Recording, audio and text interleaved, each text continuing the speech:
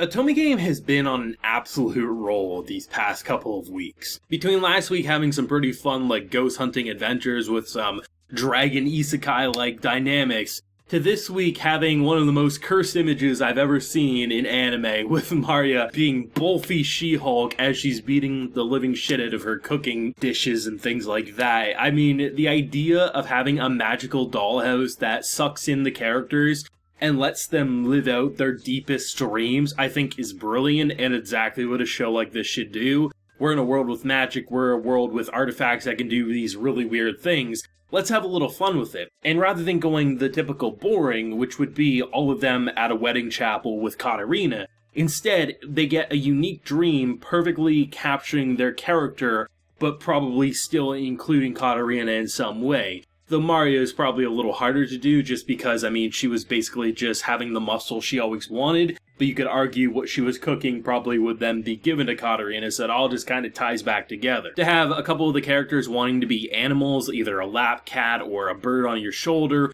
wanting to give a kiss, but really you're just pecking away and basically being a nuisance. To Katarina's kind of loafing around, not having any real jobs, or, she's never going to get basically criticized for reading books, eating sweets in the bed, to the more, original ideas like the pirate ship dynamic, to the muscular form, to just the idea of gender bending, where you have the brother now as the sister, and basically forcing the opposite genders on all of them, so then therefore all of the girly things now he gets to do before the maid comes in and is like, no, this will be my job. It's just so great to see how all of these little situations, as their own standalone experience, are 1 to 2 minutes each, some 30 seconds. They are all just as memorable as the other, and I found it to be a really fun turn of events. And I know last week it wasn't for everyone. Some people are like, oh, this isn't really an episode for me. I wish it was a little more serious. The idea of ghost hunting to then just the fantasy kind of dragon fighting situation. I did see some people push back against it, so maybe this episode won't be for them either. But I find it to be refreshing in a show that we've made actual progression in the relationship with Giordo and Katarina. So where do you go from here? Well, as a little stalling point, a little breathing room, let's let them live out their wildest dreams in what they would want to do should they choose a different life.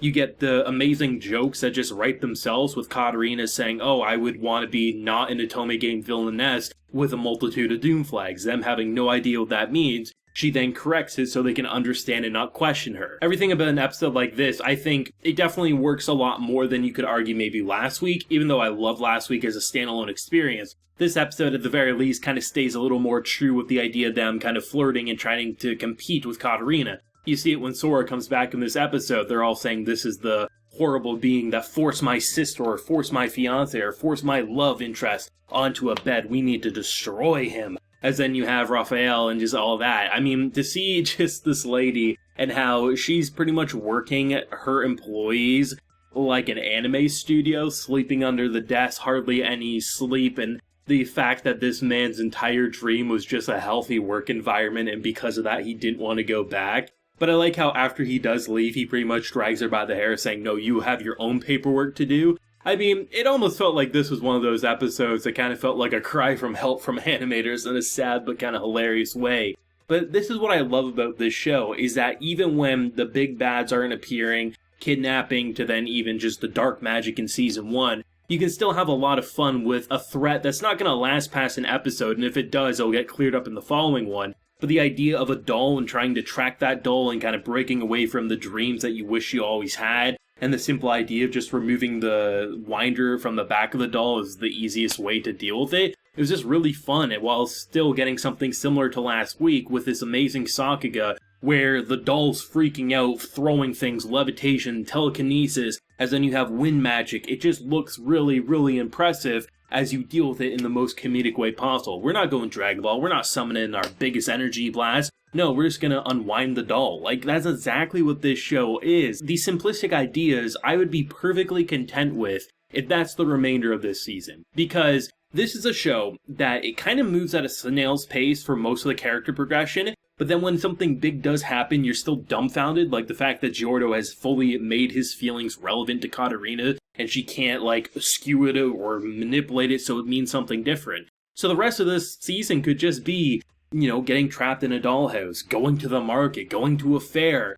And because of the way the cast is and how jealous they are and how even more hungry they are for her attention, the situations write themselves. This is a show that I really think is hard to mess up at this point. Like, yes, if you had maybe, say, 5 seasons of situations like this, and literally nothing happened afterwards, yes, at that point you're probably starting to feel a little winded and you're gonna move on. But they really did a smart thing by progressing the actual main engaged relationship early on into this season around the midway point, because now, really, you can't argue progression hasn't been made. And I saw a lot of people arguing there wasn't a lot of progression in terms of like who she's going to end up with in season 1. So they kind of did the exact thing that maybe fans might have criticized in season 1. So now we can just get back to the basics. And whenever they surprise us with another serious arc or emotional high point, it's just going to be another reason to say that this is a show that's more than just a cute gimmick, a black hole as a main character who's loved by all but thinks she has so many doom flags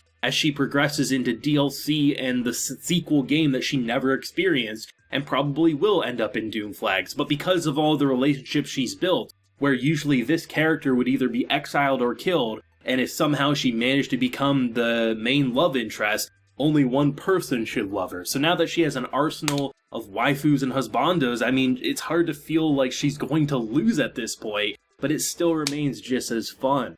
I mean, at this point, I wouldn't have said it last week. I said I love last week as a standalone fun experience, but after seeing how they did a kind of similar idea, but just with a different coat of paint, I would love to see more episodes like this in season 2, but I guess we'll see where they take it. Like, I'm not sure if this is a show that ever shows previews like a week ahead of time. Like, sometimes previews really massively spoil where the next episodes are going. If they do have them, I don't watch them and have no idea they exist. But I'm thinking that most likely, gut reaction, the only thing I know about this season is supposedly we might not see post-graduation from what I've heard.